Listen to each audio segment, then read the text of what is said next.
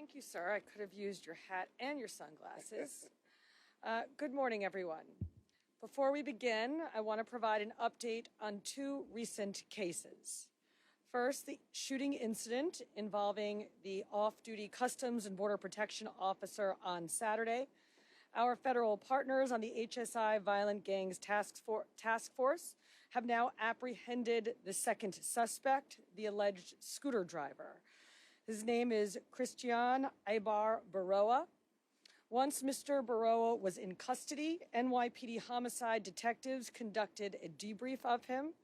During that interrogation, Baroa implicated both himself and the person we had identified as a person of interest in the shooting, Miguel Mora. We expect both Baroa and Mora to be charged federally today by the Southern District. A bit more about Mr. Baroa. He was arrested 8 times between March and April 2024 for grand larcenies and robberies involving a scooter in the Bronx. He's also a suspect in at least 4 additional cases. He entered this country illegally through Texas in 2022. The second update is on the arson at the 8-3 precinct lot that occurred on June 12th. I'm pleased to report that Jackie Ladson McCrae, the individual responsible for setting fire to 11 department vehicles and causing at least $800,000 in damage to NYPD property, was taken into custody this morning. The NYPD identified Mr. McCrae in mid-June through forensics and video evidence, and today he agreed to surrender through his attorney. He turned himself in without incident at a food bazaar in Brooklyn, accompanied by his lawyer and his mother.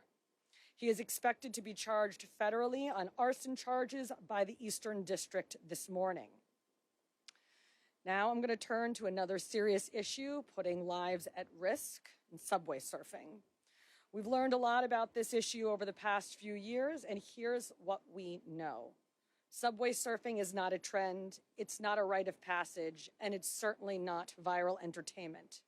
It's a deadly risk taken mostly by kids, often in groups, fueled by social media, amplified by peer pressure, and sustained by a false and naive sense of invincibility.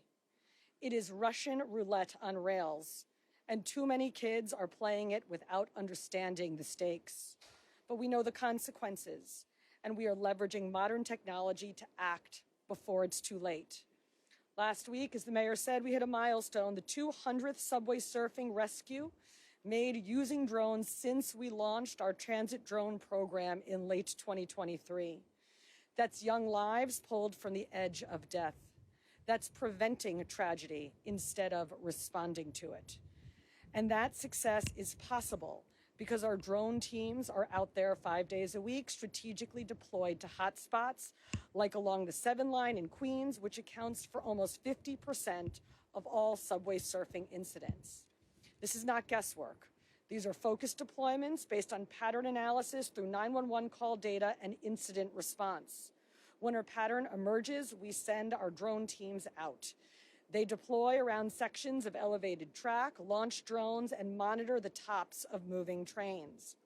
If they spot subway surfers, they radio directly to nearby transit officers who quickly respond and get the kids down safely. It's fast, it's coordinated, and it is highly successful. In fact, out of the 343 drone deployments over the past 2 years, nearly 60% identified subway surfers. And while these rescues often end in arrests, we call them saves, because that's what we're doing here. We're saving lives. And in the vast majority of cases, we're talking about children's lives. Since we've started tracking these incidents in 2022, our list of 63 repeat offenders has an average age of 14. Some of them have been caught doing this 3, 4, 5 times, and one of them a total of 13 times. This isn't a game, it's a public health and safety crisis. And the cost of inaction is steep. Since 2022, 16 people have died subway surfing, the youngest being 11. And 20 people have been severely injured. Some lost limbs, others suffered traumatic brain injuries. Many won't ever fully recover. We are not going to wait for the next fatality. We're not going to let this become the new normal. Our job is to take every step necessary to change this reckless and deadly behavior, but enforcement alone won't do that. That's why we are in homes, talking directly to the families of repeat offenders. We're in the schools, talking to students, warning them, educating them. However, those efforts are being undermined by what kids see online. So let's be honest about what's feeding this. The videos, the views, the likes, the fake clout. Social media platforms need to take this content down, not after it's gone viral, but before it can spread. And for the app developers who gamify this deadly behavior, you are part of the problem too. We won't tolerate it, and neither should app stores. That's the work we're doing, and it's only possible because of strong leadership and execution at every level. I want to thank Deputy Mayor Kaz Daughtry for his focus on bringing drone technology into our subway surfing response during his time with the NYPD and still today as Deputy Mayor.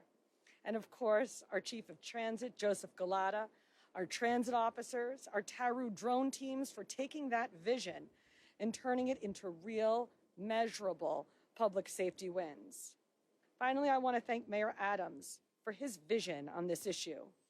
When people talk about defunding the police, what they're really talking about is stripping away the tools that make the NYPD's life-saving and crime-fighting work possible, like drones. Under Mayor Adams' leadership, for the past 3 years and 7 months, the NYPD has not been stripped of these tools. We have been equipped with them. I think I speak on behalf of so many of the women and men of the NYPD when I say that we do not take that for granted, sir, and no one else should. I watched as Mayor Adams virtually single-handedly pulled the NYPD out of the defund abyss. The 200 lives saved that we celebrate today are to his direct credit. Now I want to call up someone who knows the tragic consequences of subway surfing all too well, our friend Norma Nazario.